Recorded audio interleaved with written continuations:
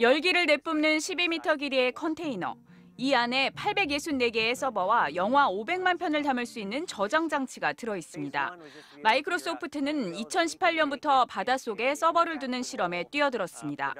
서버에 열을 식히는 에너지를 자연에서 얻어 탄소 배출을 줄이는 겁니다. 지금까지 결과는 성공입니다. We're going to continue to build larger data centers and use more electricity. How can we do it that's better for the environment and that's just better for us as a people? 이런 노력 덕분에 마이크로소프트의 탄소 배출량은 2018년에 정점을 찍은 뒤 계속 줄고 있습니다. 이제 탄소 중립은 기본이고 아예 1975년 회사 설립 이후 배출한 모든 탄소를 2050년까지 지구상에서 완전히 제거한다는 목표도 세웠습니다.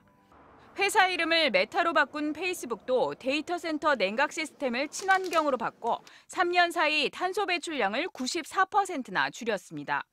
구글은 본사 건물 지붕을 9,200장의 태양광 패널로 덮었습니다. 협력 업체들과 함께 5기가와트의 재생에너지를 생산하기로 했습니다. 원전 5개 규모입니다. We've signed agreements to buy power from more than 50 renewable energy projects with a combined capacity of 5.5 gigawatts. We also need to support the growth of clean energy. 한국의 대표 IT 기업들은 어떨까? 춘천에 있는 네이버 데이터 센터. 축구장 7배 면적에 설치된 서버 12만 대는 지난해 156기가와트시의 전력을 사용했습니다. 4인 가족 3만 6천 가구의 소비량이고 온실가스 7만 1,000톤을 배출했습니다. 네이버의 온실가스 배출량은 계속해서 늘어나 매년 최고 기록을 깨고 있습니다. 2040년까지 100% 재생에너지 전기만 쓰겠다고 선언했지만 정작 어떤 방법으로 달성하겠다는 건지 구체적 계획은 내놓지 않고 있습니다. 데이터 센터를 대규모로 운용을 해야 되고 그 트래픽이 계속 늘기 때문에 꾸준하게 전력 수요가 늘어요. 아직은 이 아리백이라는 것에 대해서 프레셔를 아주 크게 느끼는 것 같지는 않아요. 카카오는 더 심각합니다. 카카오의 지난해 온실가스 배출량은 7만 7,130톤, 불과 3년 만에 20배 넘게 늘어났습니다. 카카오의 ESG 보고서에는 통근 버스 지원, 자전거 이용 장려 같은 곁다리 계획들만 잔뜩 있습니다. 정작 가장 중요한 재생에너지 전환 계획이 없습니다. 평가는 냉정합니다. 국제평가기관인 탄소정보 공개 프로젝트가 성적을 매겼는데 구글과 마이크로소프트는 A, 네이버와 카카오는 자료 미제출, 불충분을 이유로 F를 받았습니다. 삼성전자와 애플, 세계 휴대폰 시장을 양분하고 있는 21세기 대표 라이벌 기업입니다. 2020년 삼성이 2억 5,500만 대, 애플이 2억 100만 대를 팔아 나란히 1, 2위를 기록했습니다. 그럼 두 기업의 탄소 성적표는 어떨까? 먼저 애플, 본사 지붕을 모두 태양광 패널로 덮었습니다. 이것 말고도 미국 안에서만 원전 1개 규모의 태양광 시설을 더 지었습니다. 그 결과 지난해 4월 본사가 배출하는 탄소를 0으로 만들었습니다. 직접 배출하는 탄소뿐만 아니라 사업장에서 쓰는 전기도 모두 재생에너지로 바꿨습니다. 전기를 사용해도 탄소를 내뿜지 않는 겁니다. 애플의 다음 목표는 공급망. 아이폰 완제품을 조립하는 폭스콘은 물론이고 반도체, 디스플레이 같은 부품 생산 전 과정의 탄소 배출량을 0으로 만드는 겁니다. 목표는 2030년, 10년도 안 남았습니다. We promise that we'll be carbon neutral by your 10th birthday. 삼성전자는 어떨까? 2050년까지 100% 신재생 에너지만 쓰기로 한 기업들의 모임인 아리백, 구글, 마이크로소프트, BMW, 이케아 같은 글로벌 기업들과 삼성의 라이벌인 애플, TSMC, 그리고 SK 하이닉스도 이름을 올렸습니다. 하지만 유독 삼성전자는 이름이 없습니다. 삼성도 해외에서는 열심히 합니다. 미국, 중국, 유럽 사업장의 전기를 지난해 100% 재생에너지로 바꿨습니다. 하지만 국내가 문제입니다.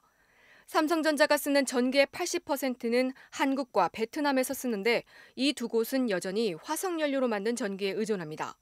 그 결과 삼성전자와 애플 두 기업의 탄소 배출량은 갈수록 벌어지고 있습니다.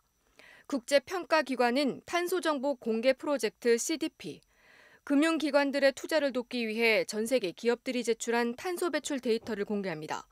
본사의 직접 배출량, 사용하는 전기 생산 과정의 간접 배출량, 그리고 납품, 하청 업체들까지 다 합친 공급망 배출량. MBC가 이 자료들을 분석했습니다. 2015년만 해도 애플의 배출량이 삼성전자보다 훨씬 많았습니다.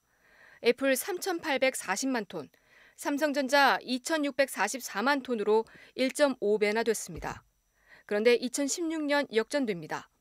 애플은 배출량을 계속해서 줄인 반면 삼성전자는 배출량이 계속 급증했습니다.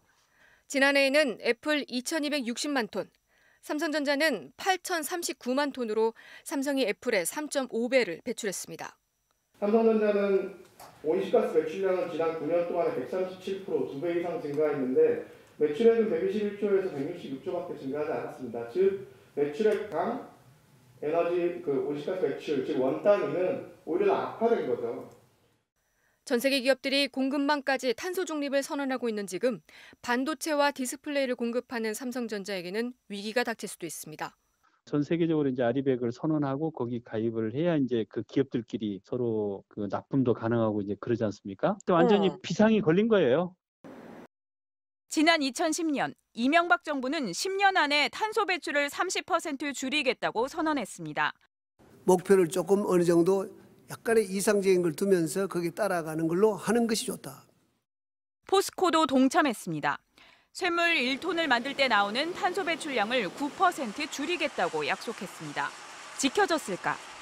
지난해 포스코가 배출한 온실가스는 7,570만 톤. 10년 동안 총량은 고작 1.9% 줄었고 쇳물 1톤당 배출량도 4% 줄어드는 데 그쳤습니다. 2020년까지 온실가스를 톤당 9%를 감축하고 사장님 이 청사진은 잘 이행됐습니까? 위원님 그 내용은 제가 아직 잘 10년 전에 약속했는데 지금 와서 이렇게 말씀하시면 안 되죠. 철강 산업은 엄청난 양의 온실가스를 내뿜습니다. 철광석을 순수한 철로 만들기 위해 석탄을 쏟아붓기 때문입니다. 온실가스를 줄이는 확실한 방법은 석탄 대신 수소를 사용하는 겁니다. 수소 환원 제철입니다. 포스코는 이미 2009년에 이 기술을 개발하겠다고 했습니다. 저희들 수소 환원 제철법과 스트릿 캐스팅 등 온실가스 감축 활동에 적극 대응을 하고 있습니다. 12년이 지났지만 아직도 그대로입니다. 획기적으로 온실가스를 줄이기 위해서는 석탄이 아닌 수소 환원 제철을 성공시켜야 된다. 그러는 사이 경쟁 기업들은 앞서가고 있습니다. 볼보가 내놓은 화물 적재 차량. 세계 최초 화석연료를 쓰지 않은 강철이라고 써 있습니다. 스웨덴 철강 기업인 SSAB가 수소 환원 제철 기술 개발에 성공한 겁니다.